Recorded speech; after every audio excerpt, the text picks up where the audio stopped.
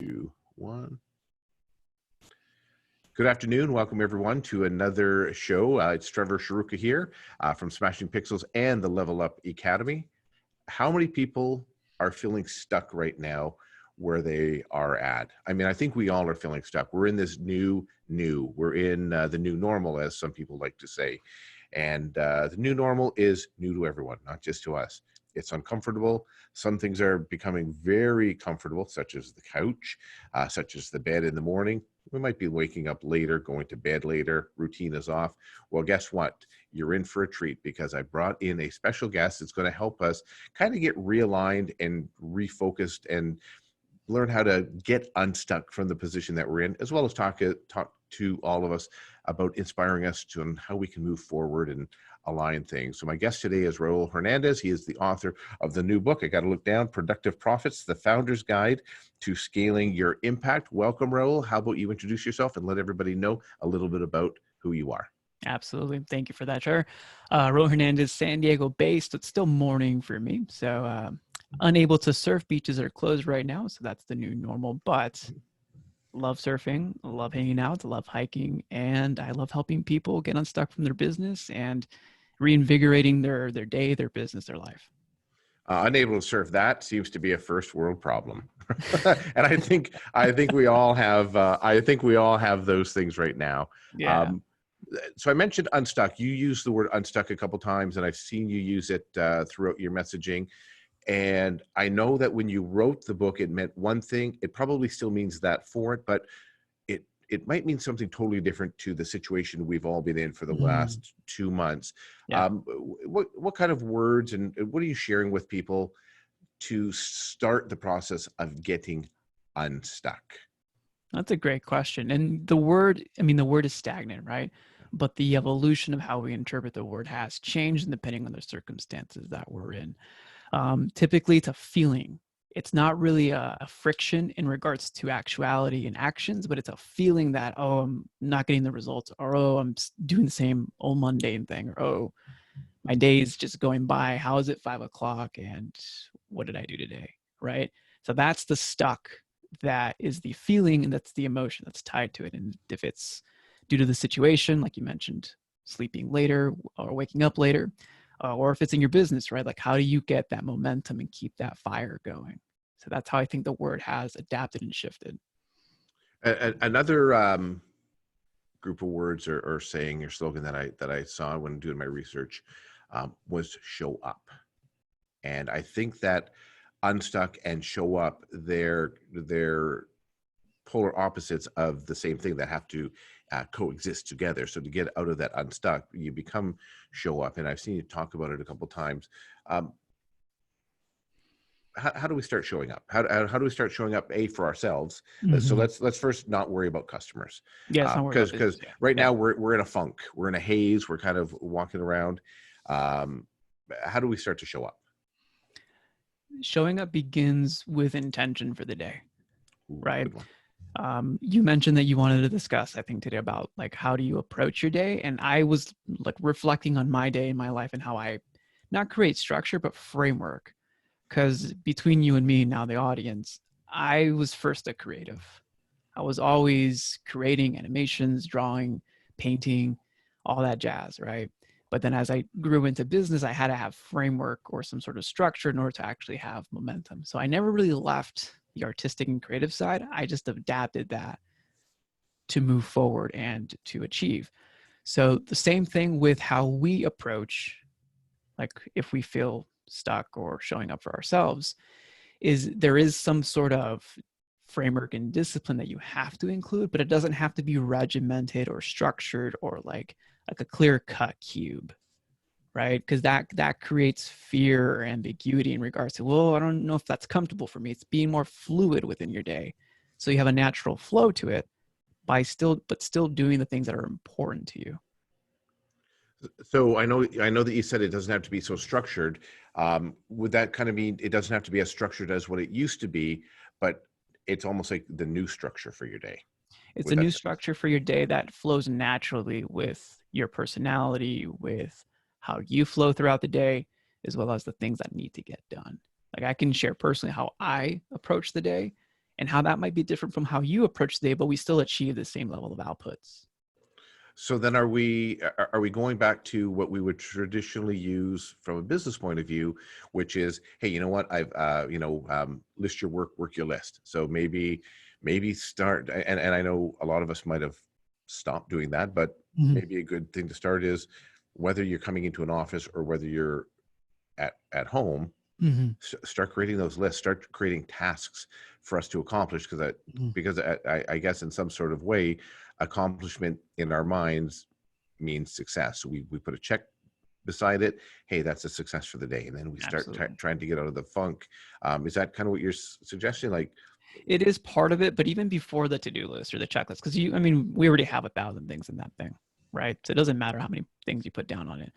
The thing about it's before you actually approach a checklist or a to-do list or what my agenda for the day. It's about what are the habits that you're going to focus on and that flow with you. For example, for me, when I wake up, ever before I even look at a to-do list or before I even look at my calendar, I'm going to pray and then go work out. Do I do that early? Yeah, I have to. It's like who I am right now. But that structure or that habit has allowed me to have some sort of normal in this whole funk, because it's a consistency, right? right. And then from there, then I can go, go home after working out or after going outside. And then from there, now I can take on the day. I'm going to create something because I found that I'm most creative in the mornings after a workout, right? More juices running. I'll create something, then I'll connect with people, and then I'll address the tasks and responsibilities of the day. I'm having this kind of deja vu thing from. Did you ever see the movie Step Brothers? I have not, no. Okay. Regardless, Will Ferrell and I forget the other gentleman. He stars in a bunch of things with them. But there's always on three, say this. And I need to know on three, we're both going to say what time we wake up in the morning. I have a feeling who wakes up earlier. But when I say three, you just shout it out and I'll shout mine out because I don't want to embarrass you at how early I get up. But I think that you're going to beat me quite handily. Ready? So when I say three, you just shout it out. Ready? Gosh. Okay. 1, 2, 3, 8:15. 4. Okay. Oh, 4. Your day's half done by the time I'm even rolling out of bed. But you know what? The nice thing is, I know that you were an early riser, so that's the one of the constants that you've kept is you're still getting up at that same time. Mm-hmm. I'm still getting up at that same time because I need to be working out at 5. So if it takes me a little bit extra to stretch or to get that coffee or to get my body to where it needs to be. Dude, I was up at 4 once, but I stayed up that late. So I've done that too. But okay, so I guess just starting back with getting back into, and this goes back, and we're kind of repeating ourselves, but yeah, just routine helps us get out of that funk, like kind of because we like, as humans, I think we like routine. We like comfortable things. We like things that we're used to. That remind you of the past, right? Right, and we stop walking around like zombies because right now I think there's a funk and there's a haze that part of the day is clear and the other part of the day could be a little bit fuzzy and all that. But we're trying to talk and inspire people. So yeah, you know what? Start kicking yourself in the butt to get out of bed early and start that day. Super early. It can be 6:15, 7, whatever your early is. Right. I would say at least buffer out time where you can focus on some exercise. Movement will always help you feel better no matter what, right? Some exercise, even if it's a walk, right? If it's a walk outside or if it's burpees inside, whatever you need to do. But movement, and then either journaling, reflecting, or prayer, and then doing the biggest thing that you need to get done that day. If that's creating podcast episode like this, or if that's writing a poem, I have someone who's doing like a daily poem, or if that's connecting with a new client or customer, whatever it is, just get it done early and then address the day. So no more rolling out of bed and just grabbing this phone and going straight to Facebook to see what the news was that you missed from midnight till 7 o'clock. All notifications are off always, except for obviously family or calls. And then also if you have a watch that with notifications, shut them off immediately. Yeah. Oh, absolutely. Start your day fresh in your own mind before you bring the world into your day. Yep. Now, let's take some of these thoughts and start putting them into a business point of view, so that a lot of the people out there will be either busy professionals or business owners or entrepreneurs that are now at home. Some of them will be displaced because they can't go back to their offices. Mhm. So they get through that part of the day, and then they open up their office. Like myself, I'm the only one here. It's 1,000 square feet, and it's like, hello. That's cool. So it's pretty lonely. I walk around, Yeah. and like when you would visit your grandma's house, and there'd be that creaky step, and you'd be like, who's making that noise? Sometimes I get that here. I'm like, who is somebody Oh here? gosh. And it's kind of weird. But yeah, so then to keep from getting back into that the new habits that you're creating, you unlock the door, you walk in, and it's like, okay, I've got to keep creating. I've got to keep getting there, because Mhm.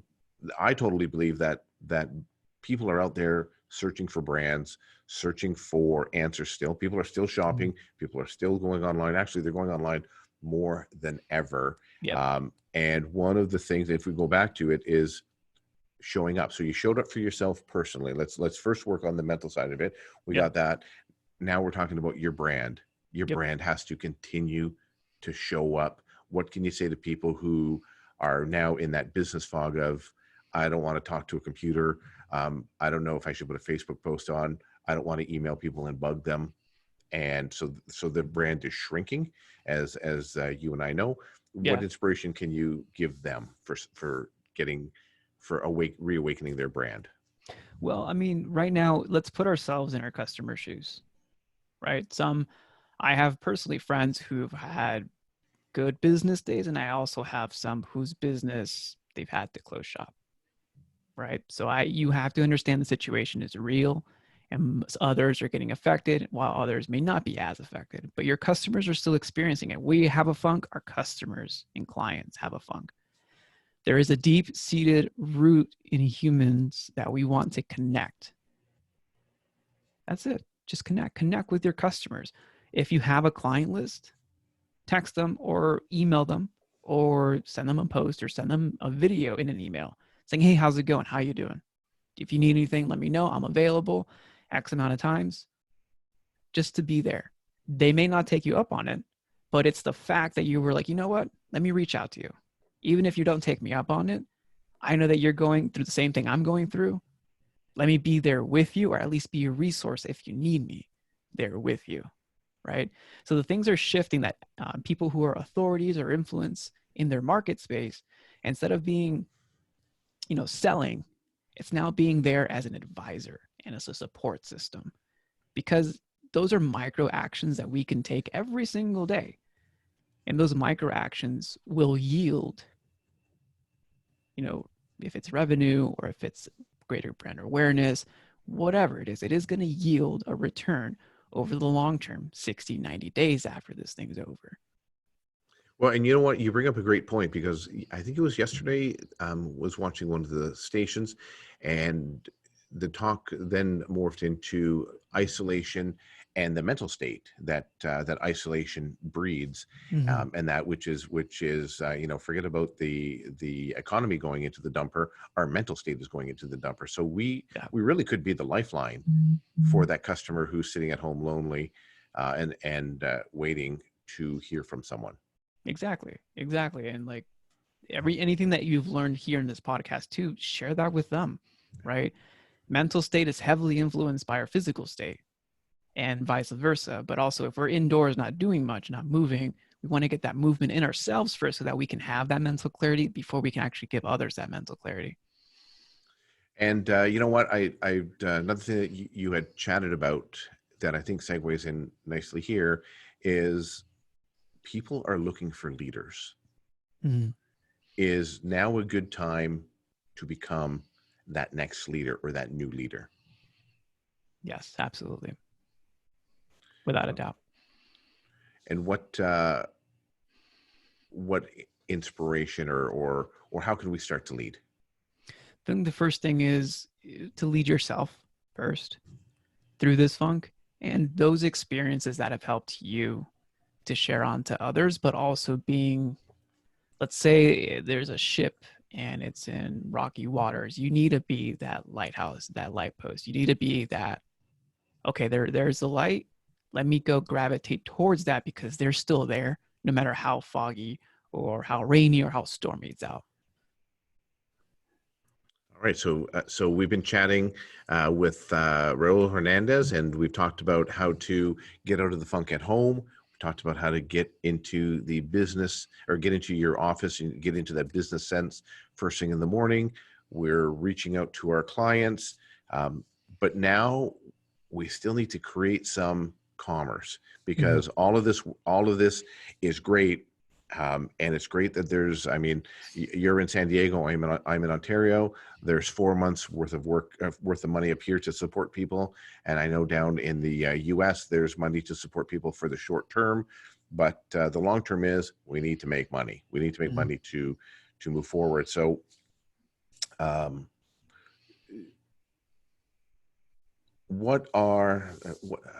it's really weird talking about making money during it's weird because there's two camps, which is what I see. We've got the camp which are, hey, you're making masks, you're making creams, you're helping out society, you're feeding them, your essential services, you can make as much money as you want. And then we have the other camps of sometimes people, and through conversations I've had, it's almost like they're feeling guilty if they're trying to make a sale or trying to bring in some commerce. What can you say for those people? Just to get that out of your head, like don't feel guilty. You've got to take care of yourself, take care of your family, take care of your bills, and you've got to make money during it. And there's nothing wrong with that. So what are some ways that we can get into our head that, hey, listen, let's start making some money now because it could be a big windfall when we come out of this thing? Well, I'll give you what I've learned from different leaders in regards to, a buddy who's an authority in his space and then a client who's an authority in her space. Okay. One is more dominant than the other. So my buddy, he's an influencer as well as like an authority in his space, but he doesn't like to overtly be direct in the close or the sale. But he always says, let me go ahead and just kill them with value so that they'll want to ask for more value, right? And then on the flip side, we have someone who's very aggressive with the sale, but the mentality is selling is serving. Because it really is. The products that she's selling is legitimately serving and helping her customers in a very significant and impactful way, right? So I think it depends on where you come from on that scale. If you don't want to do upfront selling, right now it's not the time to say, like you normally would do lead generation. And Right. like if you get those, LinkedIn spam messages, you can't do that right now. Like you shouldn't be doing that right now, ever. But like more now than ever, don't do that. You want to create connection with those in your market and see how you can either introduce them to your network or introduce them to your services if they need you. But you want to create that relationship. If you're doing account selling, if you're doing service-based selling, if you're doing mass e-commerce sales, then you definitely want to be looking at what type of industry you're in, what are the offers you have, what inventory you have, as well as how you can leverage, ad networks in order to gain momentum and more sales. So again, it depends on your business personality type and how you're actually transacting and operating the sale. Oh, I mean, relationship marketing, that's kind of the school of class that I came out of. So, I mean, when that, started to take over, it's like fantastic. I fit in very well with the relationship marketing. Helpful marketing is what I also like to call it for people. What we're doing over here is a couple things. One, we're doing a lot of podcasts, sometimes 2 a day, talking to experts such as yourself, Raul, that we can share not just our knowledge, but we can share the experts' knowledge and freely just give it out to people. Here you go. This is I had an awesome time with this interview. I think you will like it as well. Take a listen to it. So we've been doing that. Fortunately, we're in a space where we manage a lot of websites. So when the initial impact came, we had to update all the websites to let people know whether they're open, whether they're closed, what are the new rules. So we had a lot of business coming in, and then we had a lot of sites that were just starting. So that was good. That kind of carried us. And we have a lot of not-for-profits that we work with. So we're fortunate that we don't have any massive big projects starting right now. We have a lot of little projects. So for us, it was about pivoting to be able to stoke the fire. But I've talked with a number of people, and they're kind of not, I don't want to say stuck in their way. I don't want to make it sound like that, but they're afraid to pivot. They've always done what they've always done because it's always worked. I do what dad did, what grandpa did, and it's always worked for them. It'll always work for me, because let's face it, really since the Second World War, so 1945, from there forward, yes, we've had some catastrophes, but nothing earth-shattering like that. So we've all lived comfortable. Everything's always worked because it always did. We're in a pivotal position right now. I think that it's pivot to succeed and pivot to launch forward. And some people have pivoted and have made giant steps. What's your advice to people who, this kind of goes back to like a lean mentality, fail fast, but they've been comfortable, they've been making money, they haven't had to pivot for years because they did their pivoting at the beginning. What's your advice for people who are afraid to pivot right now, but they might be sinking? Might be sinking if they don't. Yeah, sinking into a slow, shallow grave. Okay. I think the key thing, and I love this question because it all speaks around where you believe you are at in business, but also you need to measure the reality of where you are in business, right? Some business owners aren't seeing it as it is, and they have their head in the ground like an ostrich, right? This is not to call anyone out, but it's just reality. It's happening. Yep. And you have to call it as it is. And, this affects other businesses more than others. So we need to be assessing, where are we in that spectrum of red, yellow, green, and what are the pivots that need to happen? But let's redefine pivot.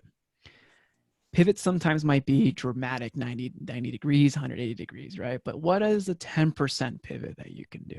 What is something subtle, different that you can adapt to meet your customers where they're at in order to gain momentum for you and them? So I think it's redefining how I can pivot. But first, it always starts with self-awareness. Where am I in my business? What's the real, raw reality? Let's measure the numbers. They never lie. And let's also measure, where am I and do I want to do it? It will always be led by the leadership. Do I want to? Do I have to? And should I? You know what? You had said, do you want to do it? That's probably the number one reason why we see half the restaurants open and doing curbside pickups, and the other half closed because half of them decided, I don't want to do this. It's too much money to do the curbside pickup, too much to turn on the lights, and I'm not ready to pivot. And I think that those lost out very quickly, because those that started curbside pickup week one, they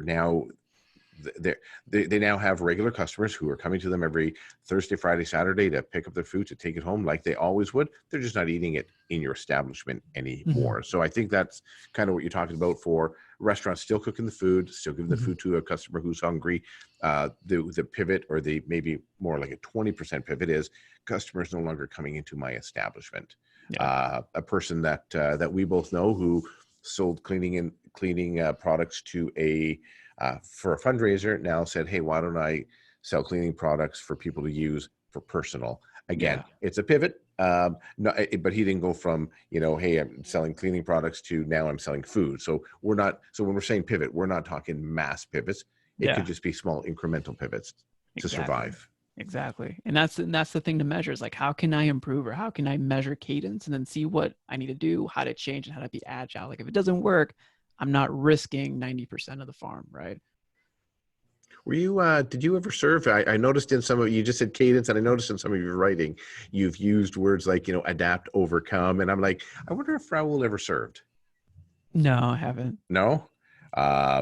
Well, you sound like you did. So, but you know what? That's a situation where they're very regimented in their ways and all that, and they're having to pivot that way as well.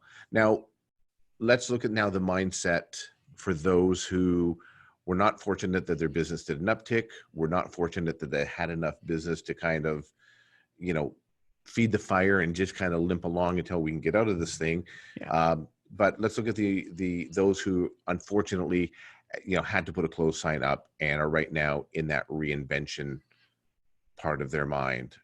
Part of me thinks it could be a blessing in disguise. Yeah. There are some people who are out there that have thought, do I really want to run this business for the next 25 years or 30 years that I'm working? Or if I was ever given that, what we used to call a do-over, when we would play sports and somebody would score on you, you're like, no, it's got to be a do-over. Mhm. That was a bad pitch. It's a do-over. Should we look at this as a blessing? Should they look at this as a blessing in disguise? And how can they start to come out of it? Okay, so I'll answer that in three different ways. Sure. The first, it's easier for us to say this than it is to do it because Oh. we're not experiencing it. That's the Ain't- first. So for those who are actually going through it, like this is not like sympathy in a way like I feel sorry, but more like, hey, I'm with you. I feel you, and anything that you need, just reach out, honestly, because this is not easy. It's not easy. It's not easy for anyone. For the first pivot, like there's two ways you can really go about it. I mean, you can go several, but I see two ways. The first is taking the time. Let's take a breather, if possible. Like, let's take a breather, if possible, to recollect. And I think that is a more peaceful approach. Recollect, review, reflect, see where you're going, see how the family's doing, making sure that you have that new a new piece or ambiance around it first. That's one way. If you have, that opportunity, or if that fits your personality or not. The other way, if you're a bit more aggressive and assertive and moving forward, is to take a rest, but not an elongated rest, but take a rest, take a breather, but get back into it with a small pivot or a big pivot, right? But getting into it in regards to right now is not the best time, but is one of the greatest times to know what my market is thinking or what customers are thinking, what are essentials and what are non-essentials, and how can I serve them by the means or resources or abilities or skill sets that I have or that our team has or had, right? So that, again, it depends on the personality.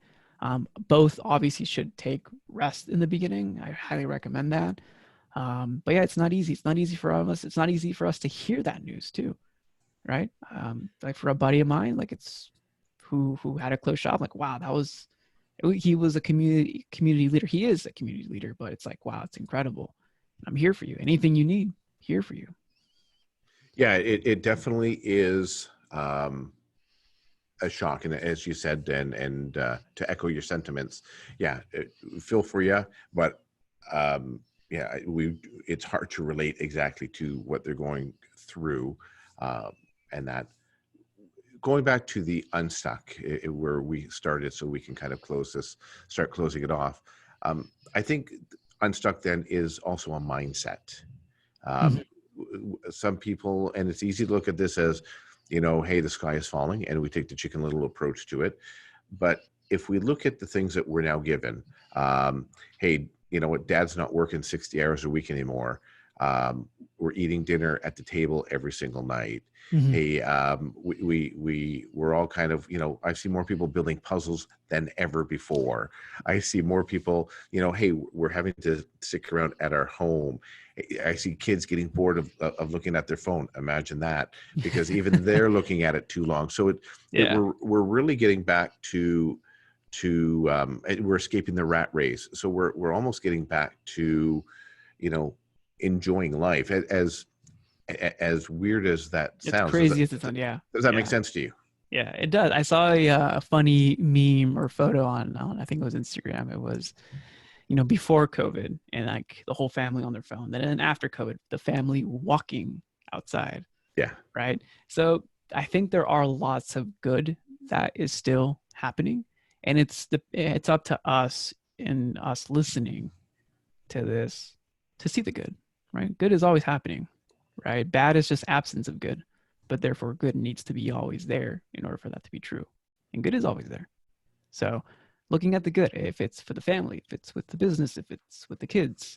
And I know some people want to tape their kids to the ground because they're home and loud as you work at from home. So that's very, it's difficult. But that was a joke, just so everyone knows for the tape. But it's just looking at the good. in regards to that and adapting. And this isn't going to last forever, thankfully. And it's just getting through this hump. And then now when you get over that, you're like, wow, we were able to do that. And then after that, what habits or what actions did you enjoy the most during it? And how can you keep those recurring thereafter? If it's a family walk, if it's a monthly puzzle, I'm not sure, right? But it's always capturing what good happened. And then let's keep that momentum going into the future. Yeah, that focusing on the good, it's such sage words. And you're right. There are many things that I've already said, oh, I hope this stays around after we get back to normal. I enjoy that the seniors have, I don't know if they do it down there, but here it's senior grocery shopping hour is now the first hour of the day. Yep. It seems so simple. Why hasn't it always been like that? Right? Yeah. It just makes sense. It makes sense that things are wiped down. It makes sense that we're not going to be all crammed into places at once. And so focusing on the good really kind of makes it a lot easier to say, hey, you know what? It's not as bad as, and what all, I guess we can segue in before we leave, is what the news says. If you are turning from Fox to CNN to MSNBC to Fox to CNN to MSNBC and trying to find good, you're not going to get it. No. They are going to keep you in a mindset that things are bad, and thankfully you're listening to them because they're going to get you through. Turn the news off. The happiest people that I've met lately, they say, and I'm a news junkie, but the happiest people that I've met, I go, how are you? And I think I'm a happy person, but I'm like, why are you so happy? And they go, because we don't listen to the news. And I'm like, wow. And then you see people are like, I'm turning off Facebook because I don't need all of that cynicism going into our head, because that's the propaganda that we allow into our head all day long. And once we allow it into our head, we start to believe it. We start to believe we got to work 60 hours. We start to believe that we have to come home later. We start to believe it's okay that the kids are just on the phone all day long because I can work on my laptop, at the table until midnight. We start to believe all that stuff is creating a better life. Yeah. And once it was taken away from us, it's like, you know what? It ain't that bad missing out on it. Yeah. And the key thing too is revalidating values or seeing what actually matters during this, like you mentioned. Right? Like, oh, why didn't we have it like that all the time?